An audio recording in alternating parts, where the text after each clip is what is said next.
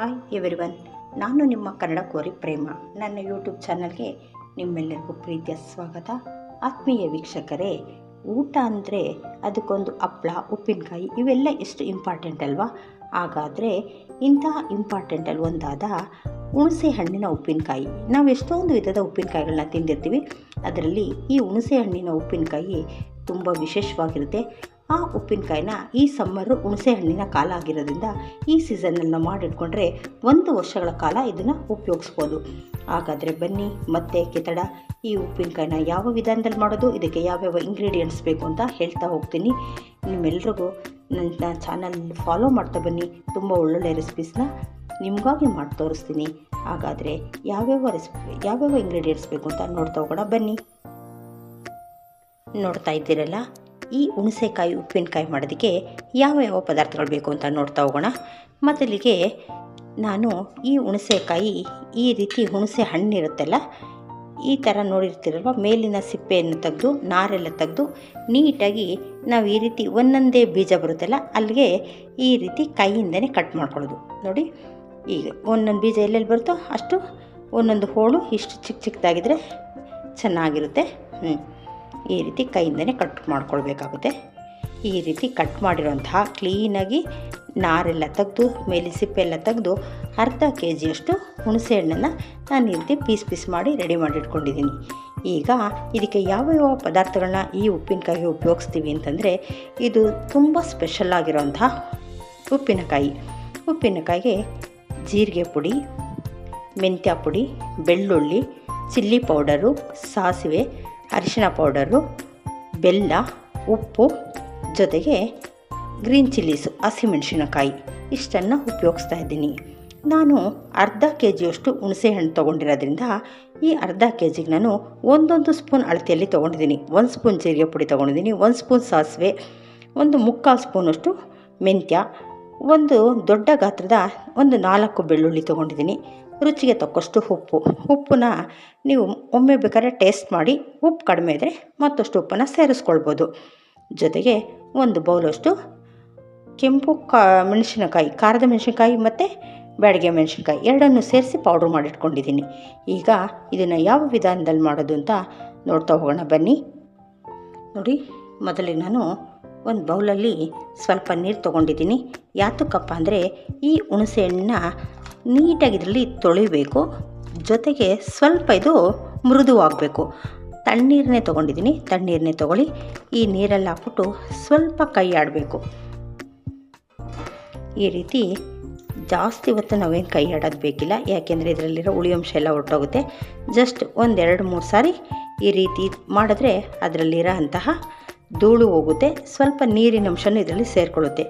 ಈ ರೀತಿ ಒಮ್ಮೆ ಎಲ್ಲ ಮಿಕ್ಸ್ ಮಾಡಿಬಿಟ್ಟು ನೀಟಾಗಿ ಇದನ್ನು ನೀರೆಲ್ಲ ಕ್ಲೀನಾಗಿ ಸೋರಿಸ್ಬಿಟ್ಟು ಒಂದು ಅಗಲವಾದ ಬೌಲಲ್ಲಿ ಸೇರಿಸ್ಕೊಳ್ಳೋಣ.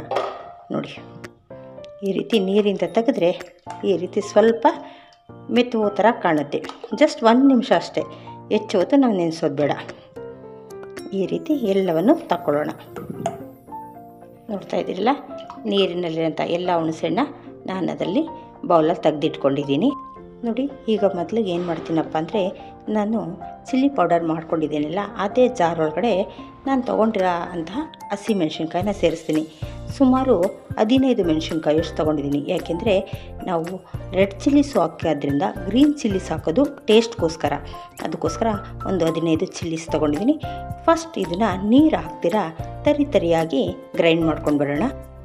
ನೋಡಿ, ಈ ರೀತಿಯಾಗಿ ಚಿಲ್ಲಿನ ತರಿಯಾಗಿ ಮಾಡ್ಕೊಂಡು ಬಂದಿದ್ದೀನಿ. ಈಗ ಇದನ್ನು ಡೈರೆಕ್ಟಾಗಿ ನಾವು ಹುಣಸೆ ಹಣ್ಣಲ್ಲೇ ಸೇರಿಸ್ಕೊಳ್ಳೋಣ. ಆ ನಂತರ ಸೇರಿಸಿದ್ದಾದಮೇಲೆ ಇದೇ ಬೌಲಲ್ಲಿ ಇನ್ನು ಉಳಿದಿರೋ ಪದಾರ್ಥಗಳನ್ನ ಹಾಕ್ಕೊಳ್ತೀನಿ. ನೋಡಿ, ಮೊದಲಿಗೆ ಸಾಸಿವೆ, ಇದೇನು ಹುರ್ಕೊಂಡಿರಲ್ಲ, ಬರೀ ಡ್ರೈ ಸಾಸಿವೆ. ಜೊತೆಗೆ ಈ ಜೀರಿಗೆ ಮತ್ತು ಮೆಂತ್ಯವನ್ನು ನಾನು ಒಂದು ಸಾರಿ ಡ್ರೈ ರೋಸ್ಟ್ ಮಾಡಿಬಿಟ್ಟು ತರಿಯಾಗಿ ಕುಟ್ಟಿಟ್ಕೊಂಡಿದ್ದೀನಿ. ಈಗ ತೊಗೊಂಡಿರೋಂಥ ಜೀರಿಗೆ ಮತ್ತು ಸಾಸಿವೆ, ಮೆಂತ್ಯ,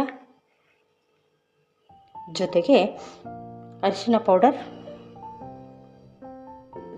ಜೊತೆಗೆ ಬೆಳ್ಳುಳ್ಳಿ ಇಷ್ಟನ್ನು ಫಸ್ಟು ಇದನ್ನು ಅಷ್ಟೇ ಸ್ವಲ್ಪ ನೈಸಾಗಿ ಗ್ರೈಂಡ್ ಮಾಡ್ಕೊಂಡು ಬಂದು ಆಮೇಲೆ ಉಳಿದಿರೋ ಪದಾರ್ಥವನ್ನು ಸೇರಿಸ್ಕೊಳ್ಳೋಣ.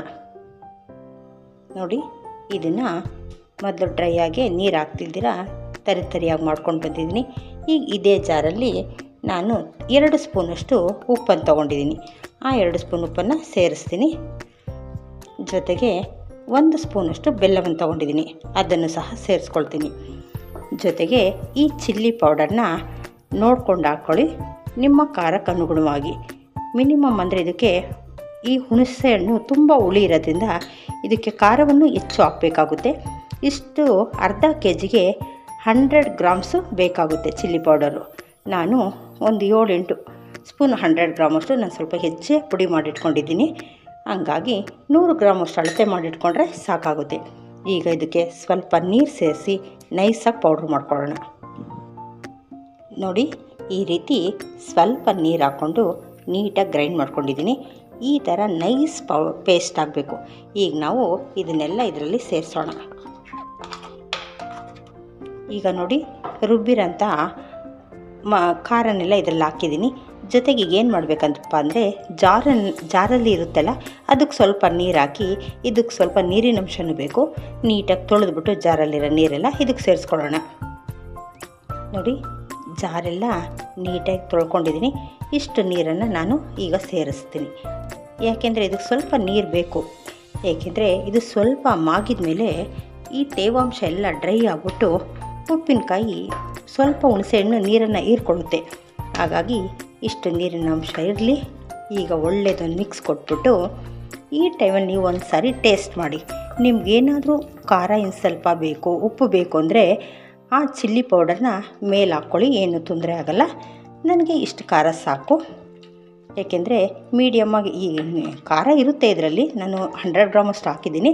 ನೀವು ಇನ್ನೂ ಹೆಚ್ಚು ಖಾರವನ್ನು ತಿನ್ನೋರಾದರೆ ಇನ್ನೂ 1 ಸ್ಪೂನಷ್ಟು ಸೇರಿಸ್ಕೊಳ್ಬೋದು. ಉಪ್ಪನ್ನು ಅಷ್ಟೇ. ಈಗ ಇಷ್ಟಾದಮೇಲೆ ಇದಕ್ಕೆ ಒಳ್ಳೆಯದೊಂದು ಮಿಕ್ಸ್ ಕೊಟ್ಟು ಇದಕ್ಕೆ ಸ್ವಲ್ಪ ಒಗ್ಗರಣೆಯನ್ನು ಮಾಡಿ ಆಮೇಲೆ ಮಿಕ್ಸ್ ಮಾಡಿ ಯಾವ ರೀತಿಯಾಗಿ ಸ್ಟೋರ್ ಮಾಡಬೇಕು ಅಂತ ನೋಡೋಣ. ನೋಡಿ, ನಾನು ಈಗ ಸ್ಟವ್ ಆನ್ ಮಾಡಿವಿ, ಒಗ್ಗರಣೆ ಪ್ಯಾನ್ ಇಟ್ಕೊಂಡಿದ್ದೀನಿ.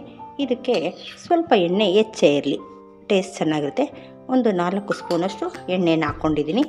ಈಗ ಇದಕ್ಕೆ ಒಗ್ಗರಣೆಗೆ ಹೆಚ್ಚೇನು ಬೇಡ, ಎಣ್ಣೆ, ಸಾಸಿವೆ, ಕರಿಬೇವು, ಸ್ವಲ್ಪ ಹಿಂಗು ಇಷ್ಟನ್ನು ಸೇರಿಸ್ಕೊಂಡ್ರೆ ಸಾಕಾಗುತ್ತೆ. ನೋಡಿ, ಈಗ ಎಣ್ಣೆ ಬಿಸಿಯಾಗಿದೆ. ಈಗ ಇದಕ್ಕೆ ಸಾಸಿವೆನ ಸೇರಿಸ್ತಾ ಇದ್ದೀನಿ. ಸಾಸಿವೆ ಸ್ವಲ್ಪ ಸಿಡಿದ ಮೇಲೆ ಸ್ವಲ್ಪ 1 ಬೆಳ್ಳುಳ್ಳಿಯನ್ನು ಅದಕ್ಕೆ ಹಾಕ್ಕೊಳ್ಳೋಣ. ಏಕೆಂದರೆ ಒಗ್ಗರಣೆಗೆ ಬೆಳ್ಳುಳ್ಳಿ ಹಾಕೋದ್ರಿಂದ ಟೇಸ್ಟ್ ತುಂಬ ಚೆನ್ನಾಗಿರುತ್ತೆ. ಜೊತೆಗೆ ಬೆಳ್ಳುಳ್ಳಿ ಎಲ್ಲ ಸ್ವಲ್ಪ ಫ್ರೈ ಆದಮೇಲೆ ಒಂದು 5-6 ಕಡ್ಡಿಯಷ್ಟು ಕರಿಬೇವನ್ನು ಸೇರಿಸ್ಕೊತಾ ಇದ್ದೀನಿ. ಕರಿಬೇವನ್ನು ಸೇರಿಸಿ ಫ್ಲೇಮನ್ನು ಆಫ್ ಮಾಡ್ತೀನಿ. ಜೊತೆಗೆ ಒಂದು ಅರ್ಧ ಸ್ಪೂನಷ್ಟು ಇಂಗನ್ನು. ಇಂಗು 2 ಅಡ್ವಾಂಟೇಜ್ ಇದೆ. ಒಂದು ಒಳ್ಳೆ ಫ್ಲೇವರ್ ಕೊಡುತ್ತೆ, ಮತ್ತೊಂದು ಇಂಗು ಸೇರಿಸಿದ್ರೆ ಉಪ್ಪಿನಕಾಯಿ ತುಂಬ ದಿನಗಳವರೆಗೆ ಕೆಡದಿರುತ್ತೆ. ಹಾಗಾಗಿ ನಾವು ಯಾವುದೇ ಉಪ್ಪಿನಕಾಯಿ ಮಾಡಿ ಅದಕ್ಕೆ ಮಿಸ್ ಮಾಡಿದ್ರೆ ಇಂಗನ್ನು ಯೂಸ್ ಮಾಡಿ. ಆಗ ತುಂಬ ದಿನ ಉಪ್ಪಿನಕಾಯಿ ಕೆಡದಿರ ಸ್ಟೋರ್ ಮಾಡಿ ಇಟ್ಕೊಳ್ಬೋದು. ನೋಡಿ, ಈಗೆಲ್ಲ ಒಗ್ಗರಣೆ ರೆಡಿಯಾಗಿದೆ. ಇದನ್ನು ನಾವು ಆ ಪಿಕ್ಕಲ್ ಸೇರಿಸ್ಕೊಳ್ಳೋಣ. ನೋಡಿ, ಈಗ ಬಿಸಿ ಬಿಸಿಯಾಗಿದ್ದಾಗಲೇ ನಾವು ಇದರೊಳಗಡೆ ಸೇರಿಸ್ಕೊಳ್ಳೋಣ.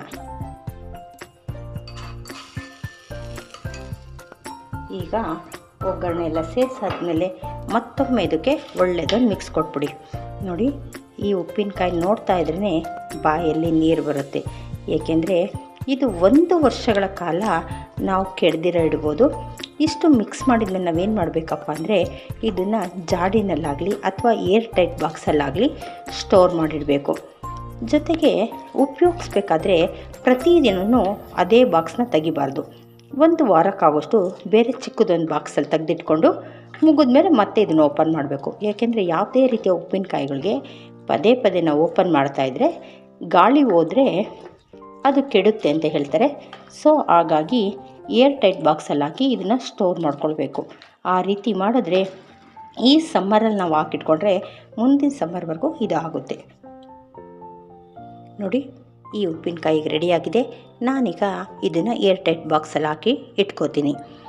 ನೋಡ್ತಾ ಇದ್ದೀರಲ್ಲ, ರುಚಿಕರವಾದಂಥ ಉಪ್ಪಿನಕಾಯಿ ಯಾವ ರೀತಿಯಾಗಿ ಮಾಡೋದು ಅಂತ. ನಿಮ್ಮೆಲ್ಲರಿಗೂ ಈ ರೆಸಿಪಿ ಇಷ್ಟ ಆಗಿದೆ ಅಂತ ಭಾವಿಸಿದ್ದೀನಿ. ಇಷ್ಟ ಆದರೆ ಲೈಕ್ ಶೇರ್ ಸಬ್ಸ್ಕ್ರೈಬ್ ಮಾಡೋದನ್ನ ಮರಿಬೇಡಿ. Thank you.